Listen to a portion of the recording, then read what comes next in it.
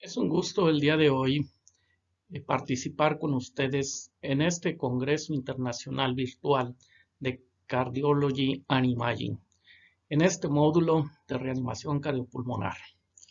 Agradezco la invitación del doctor Andrés Preciado para participar y hablar acerca de las controversias que existen en el manejo de los ritmos no desfibrilables, actividad eléctrica sin pulso y asistolia. El estudio CARES marcó de alguna manera un parteaguas en la apreciación de la presencia de eventos asociados al paro cardíaco. Podemos ver en esta diapositiva que un porcentaje importante de los eventos de paro cardíaco están relacionados precisamente a la presencia de asistolia en un 45% y actividad eléctrica sin pulso prácticamente en un 20%, contribuyendo a las 2/3 partes de los eventos de paro cardíaco. La sobrevida relacionada a estos eventos tiende a ser evidentemente menor cuando este tipo de ritmos están presentes durante el evento de paro cardíaco, teniendo una sobrevida asociada a la asistolia del 2.3% y a la actividad eléctrica sin pulso del 7.4%. En la gráfica podemos también apreciar que en relación a la edad, ¿sí?, la actividad eléctrica sin pulso y la sistólica suelen ser predominantes, estando en una etapa en la cual por arriba de los 40 años de edad, la fibrilación ventricular y la taquicardia ventricular llegan a ser ritmos que de alguna manera tienen una prevalencia significativa. En el estudio se pudo apreciar que la edad promedio de los pacientes fue de 64 años y el 61% fueron hombres. 21% se declararon muertos después de intentos de reanimación prehospitalaria. La sobrevida a la admisión al hospital fue del 26.3%, con una tasa de sobrevida al egreso hospitalario del 9.6%. 36.7% de los eventos de paro cardíaco extrahospitalarios fueron atestiguados y solo el 33.3% recibió reanimación cardiopulmonar por los testigos. Un 3.7% de los eventos tratados por testigos tuvo acceso a un desfibrilador automático externo antes del arribo de los servicios de emergencias médicas. La incidencia y sobrevida de acuerdo al ritmo cardíaco durante la reanimación en estos pacientes, ¿sí?, en los cuales se presume que la etiología era de tipo cardíaca, se pudo hacer apreciado, por ejemplo, en estos estudios, en los cuales la oportunidad de sobrevida a 30 días tiene un incremento significativo para aquellos que tienen ritmos desfibrilables. Sin embargo, para aquellos que tienen ritmos sostenidos no desfibrilables, los resultados suelen ser menores. Definiendo la asistolia, en la cual es un estado de paro cardíaco con la ausencia de actividad eléctrica y por ende de actividad mecánica ventricular. Puede tener dos características, primaria o secundaria. La primaria ocurre cuando el sistema eléctrico intrínseco del corazón falla para generar una despolarización ventricular. Esto puede ser resultado de isquemia o degeneración del sistema de conducción y que está precedida generalmente por una bradiarritmia debida a un bloqueo o paro del nodo sinoauricular, bloqueo auriculoventricular completo o ambos. Las asistolias secundarias, que generalmente están relacionadas a factores externos al sistema de conducción, resultan generalmente de la incapacidad para generar cualquier despolarización eléctrica asociadas a hipoxemia severa, acidosis, fibrilación ventricular que no ha sido tratada o intentos no exitosos de desfibrilación. La actividad eléctrica sin pulso, ¿sí?, el común denominador es la presencia espontánea de actividad eléctrica organizada en la ausencia de flujo sanguíneo suficiente para mantener el estado de conciencia y ausencia de un retorno espontáneo rápido de adecuada perfusión y estado de conciencia. Es un síndrome caracterizado por la ausencia de un pulso palpable en un paciente inconsciente, con actividad eléctrica organizada y que no está relacionada a ritmos ventriculares como la taquícardia ventricular y la fibrilación ventricular. Por ende, la actividad eléctrica sin pulso puede incluir ritmos bradistólicos como la de la ritmo sinusal o no sinusales, ritmos idioventriculares, ritmos ventriculares escapes o ritmos idioventriculares posteriores a una desfibrilación. La sistolia, la ausencia de la actividad eléctrica, conlleva a una ausencia de actividad mecánica en el paciente. La sistolia, además, pudiéramos considerarla como el ritmo agónico que confirma la muerte en los pacientes posteriores a las maniobras de reanimación. Y las situaciones con las que frecuentemente podremos encontrarlos serán como ritmos terminales en un paro que inicia con otro ritmo o un ritmo inicial en un paro no presenciado. La sistolia persistente representa generalmente un daño cardíaco extenso. Entre los factores o los trastornos fisiopatológicos podríamos englobarlos en tres grupos principales: cardiovasculares, respiratorios o metabólicos. El impacto del sistema cardiovascular en la generación de eventos de actividad eléctrica sin pulso o asistolia están determinados por las condiciones que se asocian al mantenimiento del gasto cardíaco. En ello, podríamos hablar que alteraciones precisamente de la precarga, en la cual es importante para que la distensión de la fibra pueda mantenerse de una manera apropiada. Y los ejemplos principales serían aquellos estados hipovolémicos en los cuales se disminuye precisamente la precarga, probablemente asociada a algún trauma, a la pérdida abrupta de volumen por un sangrado masivo, ¿sí? O por condiciones que precisamente alteren la distribución del flujo sanguíneo hacia el corazón. En la poscarga, como pudiéramos asociarla en aquellos pacientes que tienen un evento como la tromboembolia pulmonar, en la cual el incremento de las presiones puede generar alteraciones en la función contráctil del corazón y por ende afectar también el inotropismo de estos pacientes. Las alteraciones metabólicas asociadas pues conllevarán precisamente a problemas que puedan los pacientes expresar como hipoxemia, alteraciones en la regulación del equilibrio ácido-base y que de alguna manera puedan conllevar también a situaciones de depresión de volumen. Estas condiciones pueden ser suficientes para empezar a deteriorar el inotropismo de la fibra miocardia y alterar o facilitar la tendencia a la falla miocárdica que predispone a ello. Así que, bueno, se han creado algunas situaciones en las que debemos nosotros observar, ¿sí?, cuáles son los factores que pueden predisponer a los pacientes al desarrollo de una actividad eléctrica sin pulso o asistolia. Las condiciones más comunes que han sido asociadas y que conocemos con las famosas 5H, 5T, pueden estar relacionadas a los siguientes eventos. Hipovolemia, que es uno de los factores quizás más comúnmente asociados en los pacientes, en las cuales situaciones que nos pueden hablar de la condición que tiene nuestro paciente al investigar el evento clínico por el cual el paciente está teniendo compromiso hemodinámico, hipotensión, alteraciones de la turgencia de la piel, alteraciones en las venas del cuello, las cuales se pueden ver depletadas, pues podrán ser situaciones que por la evolución de nuestro paciente, pues nos obligan a tratar o deberemos de incorporar monitoreos invasivos, infusión de volumen, ¿sí?, para que este paciente pueda tener una mejor evolución.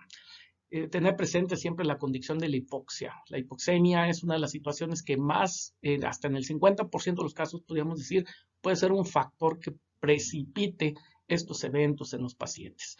La bradiarritmia es algo que directamente se asocia en los casos y pues alteraciones en la mala distribución en el paciente del oxígeno y situaciones de escenarios clínicos que conocemos, como pueden ser pacientes si están en las salas de emergencias o en las terapias intensivas, en las cuales los pacientes pueden requerir de una vía accesoria como una intubación endotraqueal, pues obligarán a tener también el cuidado de la buena técnica en estos pacientes para no comprometer aún más la distribución de oxígeno.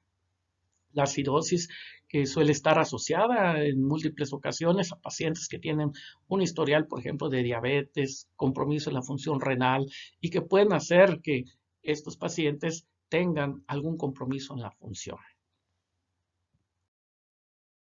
La hipercalemia, la hipocalcemia, pueden ser también situaciones asociadas en estos pacientes. Entonces, debemos de valorar en ellos pues la condición sobre la cual se está originando estos fenómenos.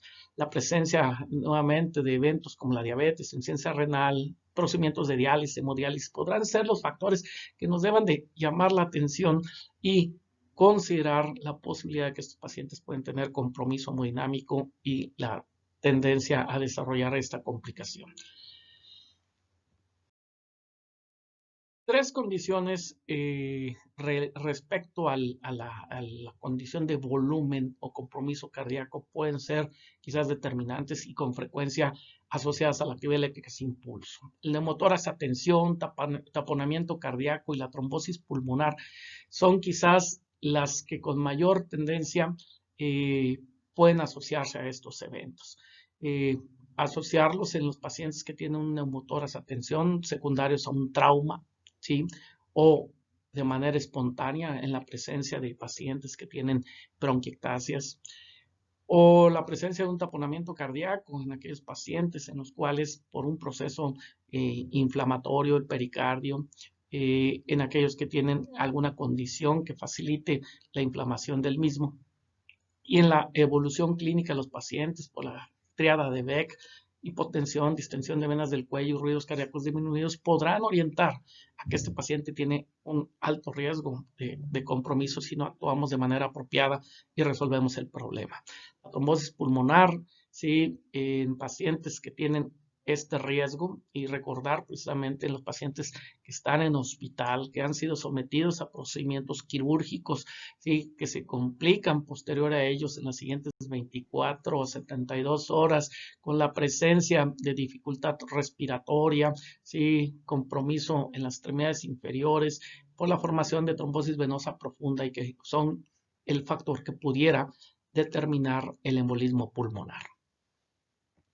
Esto lo podemos evaluar en muchas ocasiones en los pacientes con equipos de ultrasonido, ¿sí? Y ecocardiografía, en las cuales, por ejemplo, en neumotórax a tensión podemos visualizar esa línea, ¿sí? En la cual se determina que hay la presencia de aire entre el pulmón y la pleura.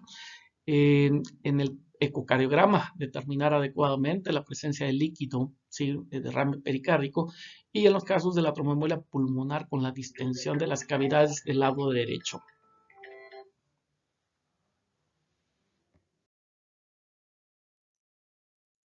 La hipotermia, las intoxicaciones con fármacos y evidentemente la enfermedad arterial coronaria cuando hay infartos masivos podrán ser otros determinantes a considerar en los pacientes que originan actividad eléctrica sin pulso y asistolia. A la luz de los resultados actualmente publicados, podemos también ver factores en los pacientes, por ejemplo, cuando hablamos de fármacos asociados a este tipo de entidades clínicas, ¿sí? El uso de beta bloqueadores, en particular aquellos no selectivos, ha sido asociado precisamente a que en la presencia de un paro cardíaco, ¿sí? Se presenten con mayor frecuencia actividad eléctrica sin pulso o asistolia. En beta bloqueadores no selectivos, en este estudio efectuado en 2 países europeos, Dinamarca y Holanda, se encontró que se asociaban más frecuentemente a ritmos no desfibrilables aquellos pacientes que utilizaban beta bloqueadores no selectivos con respecto a los que usaban beta bloqueadores selectivos. El algoritmo actual del manejo del paciente con asistolia de actividad eléctrica sin pulso, bueno, pues nos refiere precisamente a identificar a aquel paciente que está en estado inconsciente y al cual debemos iniciar nuestras maniobras de reanimación cardiopulmonar. Administrar oxígeno, conectar un monitor, al evaluar precisamente si tiene o no un ritmo desfibrilable, al comprobar que corresponde a una sistolia, a una actividad eléctrica sin pulso.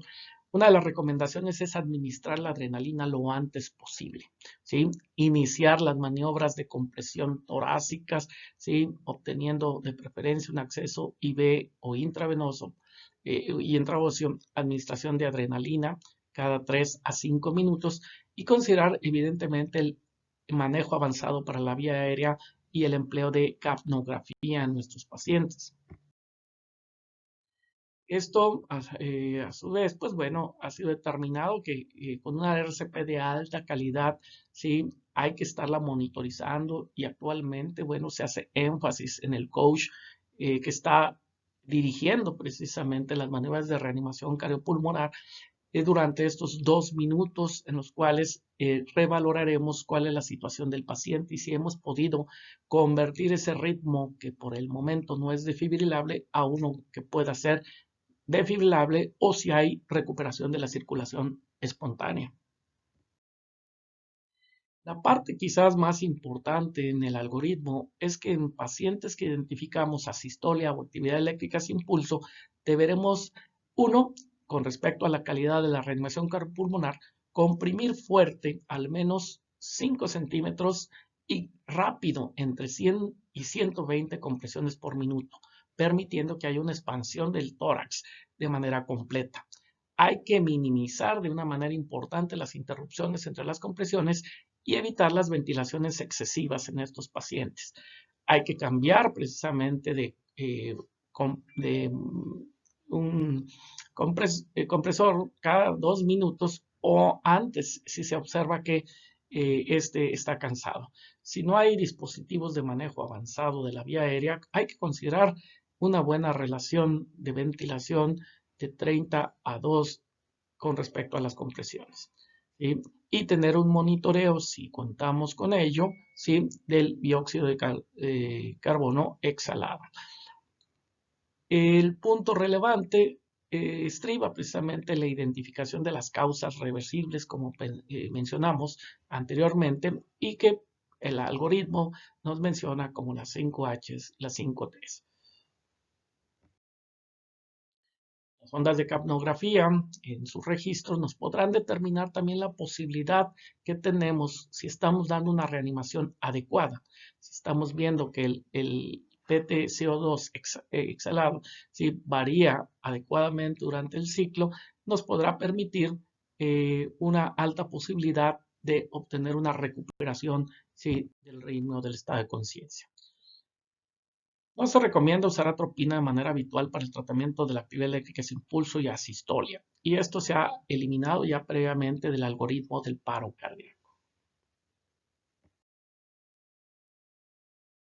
Cuando estos pacientes se han analizado, y vemos aquí este tipo de análisis, en los cuales el paciente que ha iniciado con una actividad eléctrica sin pulso o una asistolia y posteriormente convierte su ritmo, tiene una probabilidad mayor, ¿sí?, de recuperar precisamente el estado de conciencia y además tener resultados mayores de sobrevida al alta y resultados neurológicos favorables. En particular, se ven más beneficiados aquellos pacientes que iniciaron con un ritmo de asistolia con respecto a aquellos que tuvieron una actividad eléctrica sin pulso como el ritmo inicial. Este metaanálisis nos confirma de alguna manera esta situación con respecto a la conversión del ritmo de un paciente que inicialmente tenía actividad eléctrica sin pulso o asistolia, en la cual podemos determinar que estos pacientes se ven favorecidos precisamente con los resultados al alta del hospital y con menos compromiso neurológico. La cadena de sobrevida actual nos hace énfasis precisamente en dar una RCP de alta calidad, ¿sí? Buscar precisamente la conversión de estos pacientes que tienen ritmos no defibrilables a ritmos defibrilables, como lo hemos apreciado, para que estos nos den esa oportunidad de que el paciente recupere su estado de conciencia o recupere el ritmo de una manera que pueda dar un soporte muy dinámico y recibirlo en una unidad hospitalaria. No olvidar que se hace actualmente énfasis en que aquellos pacientes que sobreviven en esta etapa deberán de recibir rehabilitación, ¿sí? Y una etapa de seguimiento de recuperación para ello. Algunas situaciones asociadas en los algoritmos es si estos pacientes deberían de ir a una coronariografía. Pues se ha visto que los pacientes que tienen actividad eléctrica sin pulso o asistolia en general no tienen alteraciones en la circulación coronaria y quizás sean los pacientes que menos se vayan a ver beneficiados, ¿sí?, de llevarlos a una angiografía coronaria. Con respecto a la utilidad de la hipotermia terapéutica en pacientes con paro cardíaco y asociados precisamente a ritmos no defibrilables, se ha visto que los resultados, ¿sí?, pueden ser favorables relativamente en los resultados neurológicos, pero no modifican la mortalidad intrahospitalaria para estos pacientes. En este estudio japonés se determinaron algunas variables que pudieran determinar el suspender las maniobras de reanimación en pacientes que han sido atendidos de manera extrahospitalaria. Los factores tomados en cuenta son la sistolia como ritmo inicial, el paro cardíaco no atestiguado, que el paciente tenga una edad igual o mayor de 81 años, que no hayan recibido alguna intervención por algún testigo previo a la llegada de los servicios de emergencia y que no hayan podido recibir alguna descarga eléctrica en ello. Entonces, como vemos, el escenario para estos pacientes, pues definitivamente no es halagador. Por último, quisiera resaltar que en esta época en la cual en los últimos meses hemos tenido esta pandemia de COVID-19, pues recordar que los eventos de paro cardíaco extrahospitalario han incrementado de una manera significativa y que los ritmos precisamente identificados en estos pacientes con mayor frecuencia son actividad eléctrica sin pulso y asistolia. Y esto determinado precisamente por los múltiples mecanismos asociados al paciente con COVID, uno de los principales, la hipoxemia, pero sabemos que estos pacientes por sus manifestaciones clínicas, por ejemplo, la presencia de diarrea, pueden conllevarlos a la presencia de hipovolemia, descompensación de sus enfermedades de bases, incrementar el riesgo de acidosis y que los pacientes, por ejemplo, que llegan a las unidades hospitalarias, en los servicios de emergencias o ya en las unidades específicas de las terapias, pues tienen también el riesgo con el uso de ventiladores, de la presencia de neumotórax, el desarrollo del compromiso de la función cardíaca, ¿sí?, la generación de arritmias, etc. Entonces, es una población de pacientes de alto riesgo y, como vemos, de alta posibilidad para el desarrollo de actividad eléctrica sin pulso y asistolia, por lo cual el médico debe de estar alerta para el manejo adecuado de estas situaciones.